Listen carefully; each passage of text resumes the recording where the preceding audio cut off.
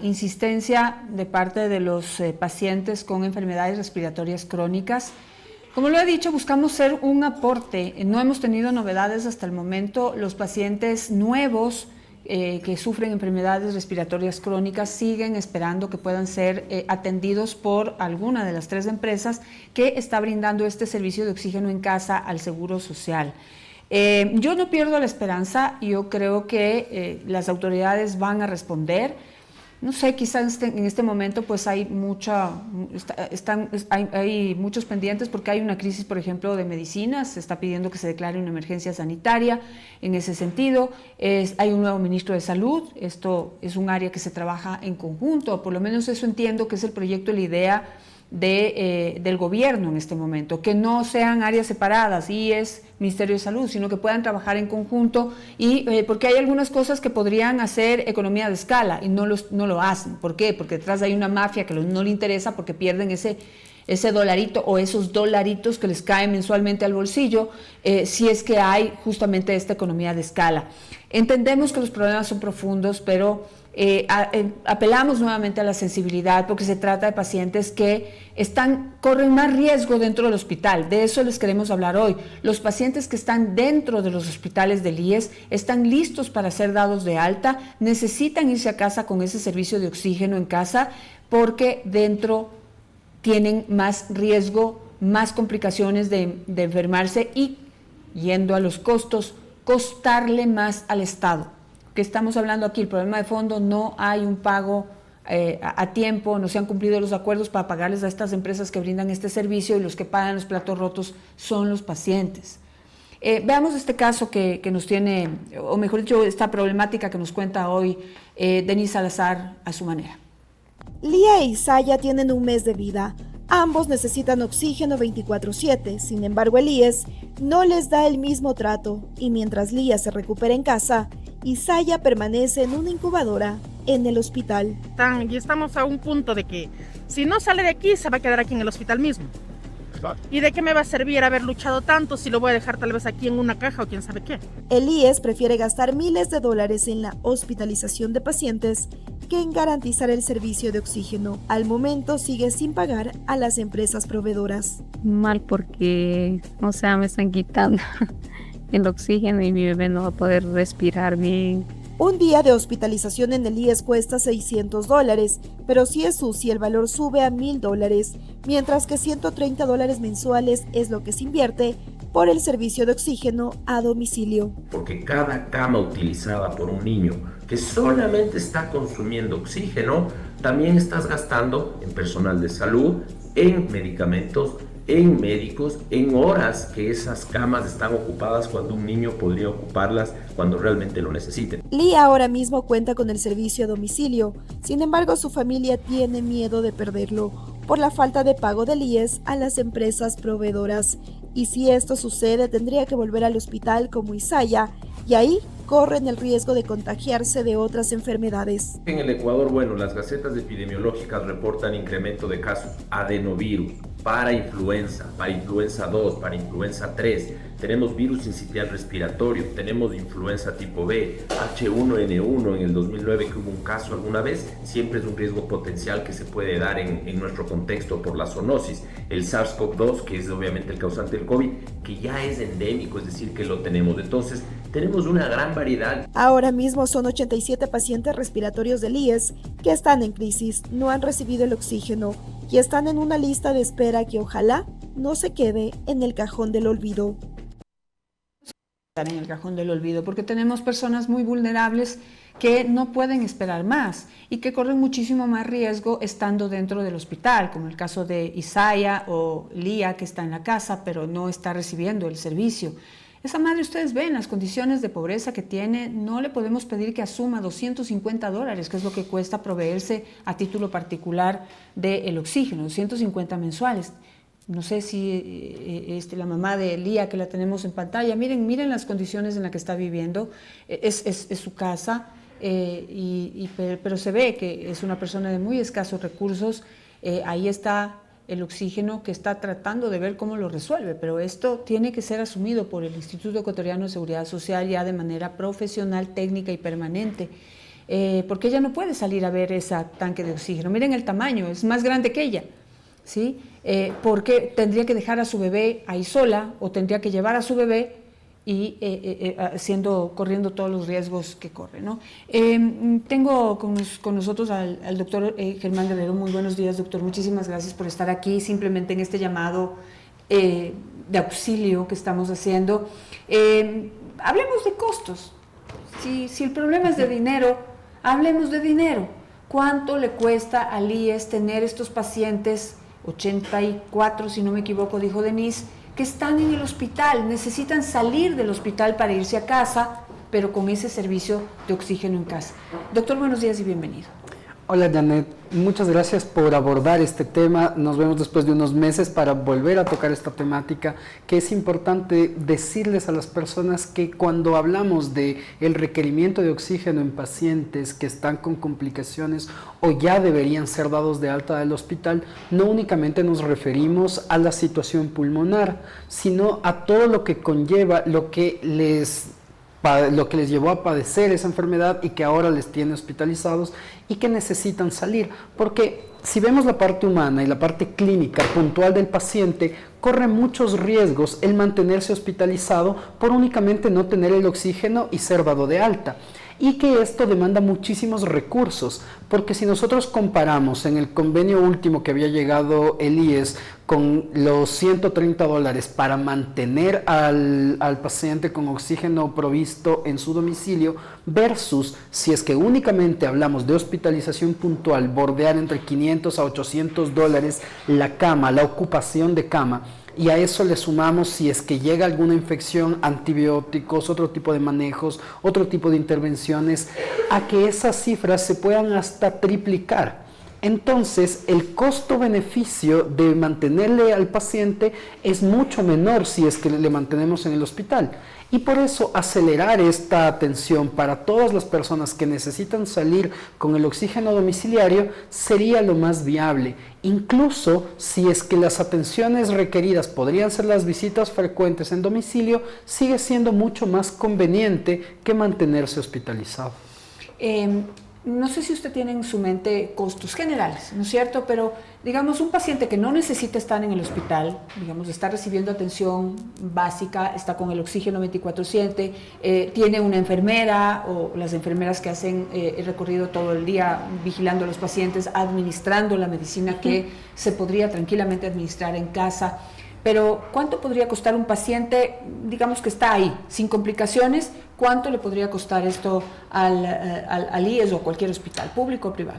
Entre $500 a $800, dependiendo, por ejemplo, veíamos en la nota que eran neonatos. Entonces, si son bebés y tienen más riesgo de complicaciones, pueden elevarse sus costos hasta $800. Si son pacientes adultos mayores que quizá necesitan otro tipo de vigilancia, podríamos pensar en que el costo es de $600, por ejemplo.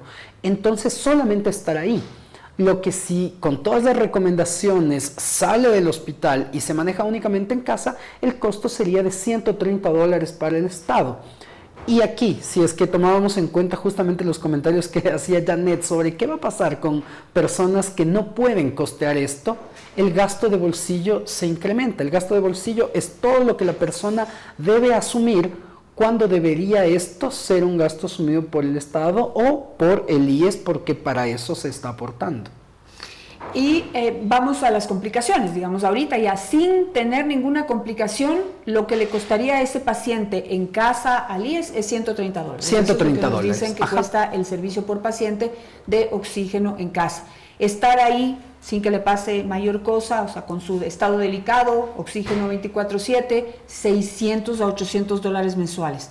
Pero ahora, pensemos en que ese bebé que tiene, o ese adulto mayor que tiene un organismo muy delicado, muy propenso, muy débil y propenso a contraer otras enfermedades que están, digamos, estos virus que están en el hospital, enfermedades nosocomiales, ¿sí? Háblanos un poco de eso. ¿Por qué son tan expuestos? Esto está en el aire. Siempre nos dicen no. Niños a los hospitales, no.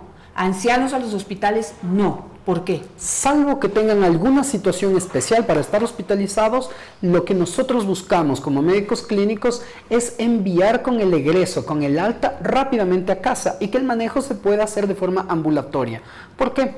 Porque sin embargo, cuando nosotros atendemos a un paciente, pese a dar toda la contingencia, existen organismos que están asociados a los cuidados de la salud. Las infecciones nosocomiales, las infecciones asociadas a los cuidados de la salud, significa que hay gérmenes multiresistentes que viven en el ambiente hospitalario, que pueden vivir en las superficies, en las mismas camas, en el ambiente, que puede a una persona que está más débil con un sistema inmunológico afectado invadirlo.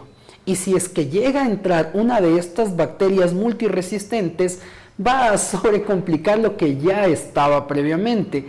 Y a esto tenemos que sumarle que necesitamos antibióticos de amplio espectro, es decir, antibióticos muy fuertes, que aparte de ser muy fuertes son muy costosos, un cuidado más estricto y por lo tanto más recursos. Incluso estos pacientes, cuando adquieren una de estas enfermedades y llega a darse una infección generalizada, pueden requerir unidad de cuidados intensivos. Y pasamos de un paciente que estaba listo para irse a su casa a un paciente que va a luchar por su vida en UCI. Perfecto. Entonces, en UCI, ¿cuánto costaría diario un paciente?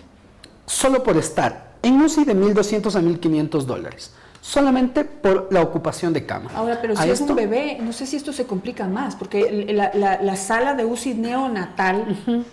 Es carísima. Es costoso, o sea, es tan costoso. Solamente pensemos y bordemos en este número de $1,500 diarios. $1,500 diarios. Si a eso le sumamos que tiene que tener un tratamiento con un antibiótico para una infección multiresistente, estas drogas elevan mucho más el costo. Estos fármacos, si es que hay complicaciones, no solamente actúan solos, sino que se deben dar en terapias con otros coadyuvantes para facilitar la mejoría del paciente. Entonces estos costos tranquilamente se pueden elevar a $2,500, $3,000 diarios.